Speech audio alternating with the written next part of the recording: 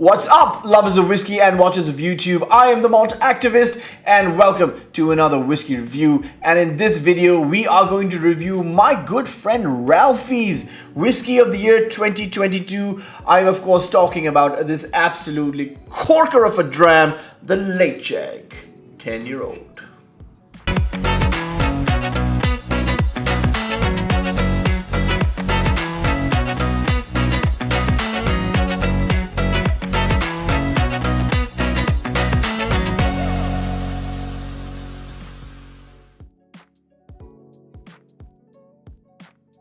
Now, before we begin the review, let me remind you of our subscriber giveaway. We are nearing our 2,000 subscriber mark, and for that, if you already don't know, I am giving away 4. That's right, not 1, not 2, not 3, but 4 Arran quarter casks to 4 lucky subscribers. So if you're not a subscriber yet, and if you like the content, go ahead, hit that subscribe button, hit that bell icon, and who knows, you might win yourself a bottle of the Arran quarter cask. How does it sound? I think that sounds amazing. And now for the whiskey at hand, this gorgeous Ledaig 10-year-old. I just did a video where I listed my top 10 10-year-olds, and the Ledaig 10 features very prominently in that. I will put a link up to that video now so you can go and check it out. But I wanted to review this whiskey separately, you know, and not let it get lost in a pool of other 10-year-olds, because I think this one deserves a special mention, and not just because Ralfy considered this his Whisky of the Year 2022. I am legitimately a fan of Ledaig, especially the 10-year-old. And I will tell you where my love affair started. So it was a few years ago. I mean, I say few, I'm thinking maybe 7 or 8. I'm not 100% sure. I was invited to a Ledaig tasting. And the whiskey that night that we were going to taste, which was the draw, was the Ledaig 42 years old. That's right, a 42-year-old Ledaig. Wonderfully constructed, still retaining peaty aromas, which is a stretch. Anything over 30 years, you know, if it still remains peated, that means that's very, very good spirit. And this whiskey at 42 years old had very nice peaty aromas to it. And so it was on showcase, only 500 bottles ever produced. And my city was the one where it was actually being launched, which is very interesting. And at that time, 3,500 pounds a bottle. And I was lucky enough to be included in that initial tasting. Of course, never bought the bottle. What happened that day was we got to taste a range of expressions from the Tobermory distillery. We had the Ledaig 10 and the Ledaig 18. Then we had the Tobermory 10 and the Tobermory 15. And finally, of course, we had the Ledaig 42. And at the end of the evening, everyone was, asking for seconds. I didn't ask for the 42 bag. Not that we're even giving away seconds of the 42, but the whiskey that really enamored me that day was the Ledaig 10. And I wrote a little review about it, on that day. And it really stood out for me. And I thought it was the best whiskey, that day. The Ledaig 10 really outshone everything. A 35 pound bottle outshining a 3,500 pound bottle. And that's what I love. So, what do we know about this Ledaig? Well, we know it's 10 years old. It's distilled at the Tobermory distillery on the Isle of Mull. It's bottled at 46.3% ABV. There you go. And it uses barley that's peated at the Port Ellen maltings on Islay. So this is, and it's not necessarily Islay barley, but it is peated there at Port Ellen maltings to a ppm of 37. So 37 ppm is the strength of the peat in the barley. And this whiskey uses first fill bourbon barrels for its maturation, which if you know my taste buds, if you know my taste profiles and what my weaknesses are, high strength whiskeys matured in first fill bourbon barrels, my kryptonite. I love them unabashedly. All right, let's see what the fuss is all about. Let's pour ourselves a dram. I'm very happy to say that this is non-chill filtered, this is non-colored, and has, of course, an age statement, everything that we like in our whiskeys. Look at that. Look at that.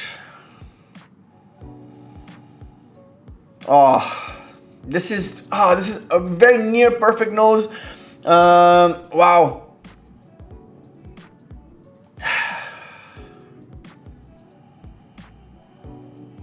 Very interesting, very lovely nose, quite crisp.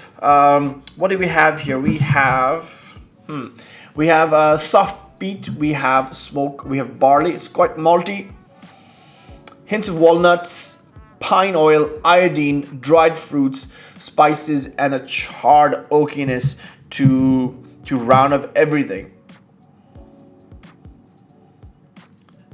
Yeah, quite crisp, quite lovely, very accomplished, quite complex as well. There's I can feel layers upon layers of these flavors coming in, and just, you know, sometimes you like a particular smell, and I like this smell, you know. So if you give me a whiskey that smells like this, you've won half the battle, really.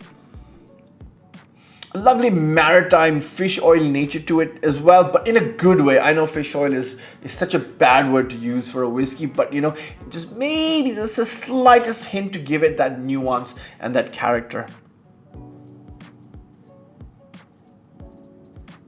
Yeah, I could sit with it for a really long time and get even more, you know, bigger flavors and different flavors coming out of this. So yeah, so good, such a good nose. Well, I guess there's nothing left for me to do but dance. Chin chin.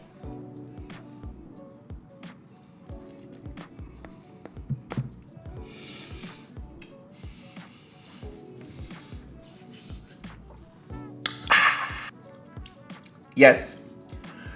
Woo! So I've had this whiskey a number of times before. The palate is very true to the nose. That gentle peat and smoke comes in very nicely. It's quite malty and oaky up front, but then it mellows down to a slightly more sweeter nuance. I get more like dates and dark chocolate, which is savory dates. You know what I'm saying? And a dark chocolatey-ness in there. And a hint of spices, you know, white pepper, black pepper together, and a nice, lovely long finish. And so overall, I think start to finish, a beautifully balanced dram. You know, it starts off with a wonderful nose, palate creamy, nice and creamy, thanks to the non-chill filtration. You know, if you keep chill filtering whiskeys, you're going to lose the body of the whiskey. You know, the nuance that the impurities of the oils bring to the spirit. You lose everything. So, you know, if you give me a whiskey that's floating with carbon and oak barrel, you know, oak chips or whatever it is, or scrapings from the barrel, I'd be really happy. And you know, the oilier the whiskey, the more you know, rewarding for me as a drinking experience. So I think this one ticks all the boxes in that sense, and just a lovely flavor profile coming through beautifully. Absolutely nothing wrong with this. And you know what?